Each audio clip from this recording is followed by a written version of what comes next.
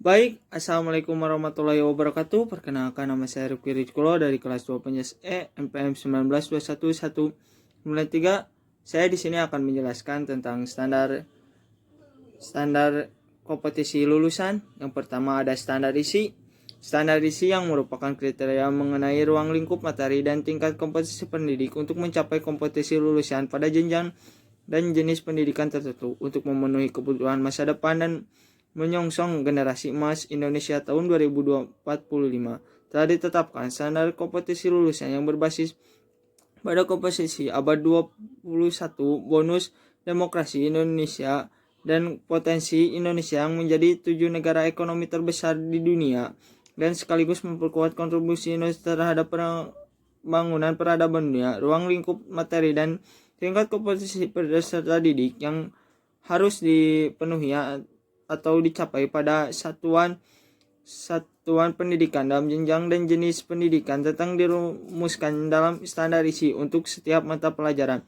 Standar isi disesuaikan dengan substansi tujuan pendidikan nasional dan domain sikap spiritual dan sikap sosial, pengetahuan dan keterampilan. Oleh karena itu, standar isi dikembangkan untuk menentukan kriteria ruang pada standar kompetisi lulusan, yakni sikap, pengetahuan, dan keterampilan. Yang kedua ada standar proses. Standar proses adalah kriteria mengenai pelaksanaan pembelajaran pada satuan pendidikan untuk mencapai standar kompetisi lulusan. Sesuai dengan standar kompetisi lulusan dan standar isi, ini prinsip pembelajaran yang digunakan. Yang pertama, dari peserta didik diberi tahu, menunjuk, peserta didik mencari tahu, dari guru sebagai satuan sumber belajar menjadi belajar berbasis aneka sumber belajar. Dari pendekatan struktur menuju proses sebagai penguat penggunaan pendekatan ilmiah. Dari pembelajaran berbasis konten menuju pembelajaran berbasis kompetisi.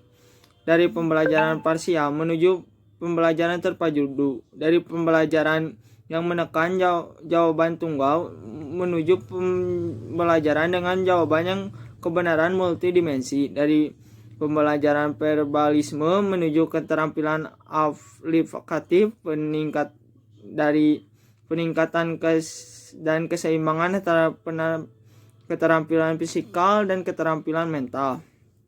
Pembelajaran yang mengutamakan pembudayaan dan pemberdayaan peserta didik sebagai pembelajaran sepanjang hayat. Pembelajaran yang menerapkan nilai-nilai dengan memberikan keteladanan, membangun kemauan dari mengembangkan kreativitas peserta didik dalam proses pembelajaran.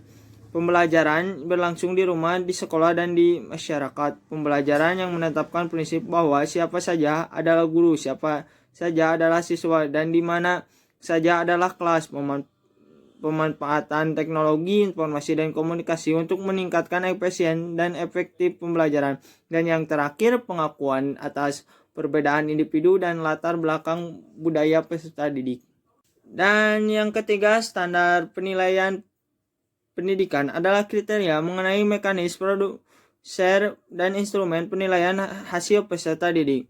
Penilaian pendidikan sebagai proses pengumpulan dan pengelolaan informasi, mengukur pencapaian hasil belajar peserta didik, mencakup penilaian otentik, penilaian diri, penilaian berbasis portofolio, ulangan harian, ulangan setengah semester, ulangan akhir semester, ujian tingkat komposisi, ujian mutu tingkat komposisi, ujian nasional, ujian sekolah atau madrasah yang diuraikan sebagai berikut. 1. Penilaian otentik merupakan penilaian dilakukan secara komprehensif untuk menilai mulai dari masukan, input, proses, keluar pembelajaran. Yang kedua, penilaian diri merupakan penilaian dilakukan sendiri oleh peserta didik secara reflektif untuk membandingkan posisi relatif dengan kriteria yang telah ditetapkan. Yang ketiga, penilaian berbasis portofolio merupakan penilaian yang dilaksanakan untuk menilai keseluruhan entitas proses pembelajaran peserta didik, termasuk penugasan perseorangan atau kelompok di luar kelas, khususnya pada sikap, perilaku, dan keterampilan. Ulangan merupakan proses yang dilakukan untuk mengukur pencapaian kompetisi peserta didik secara berkelanjutan dalam proses pembelajaran untuk memantau kemajuan dan perbaikan hasil belajar peserta didik. Ulangan harian merupakan kegiatan yang dilakukan secara periodik untuk menilai kompetisi peserta didik setelah menyelesaikan satu kompetisi dasar atau lebih. Ulangan tengah semester merupakan kegiatan yang dilakukan oleh pendidik untuk mengukur pencapaian kompetisi peserta didik melaksanakan 8-9 minggu kegiatan pembelajaran. Ulangan akhir semester merupakan kegiatan yang dilakukan oleh pendidik untuk mengukur pencapaian kompetisi peserta didik di akhir semester. Ujian tingkat kompetisi yang selanjutnya disebut UTK merupakan kegiatan pengukuran yang dilakukan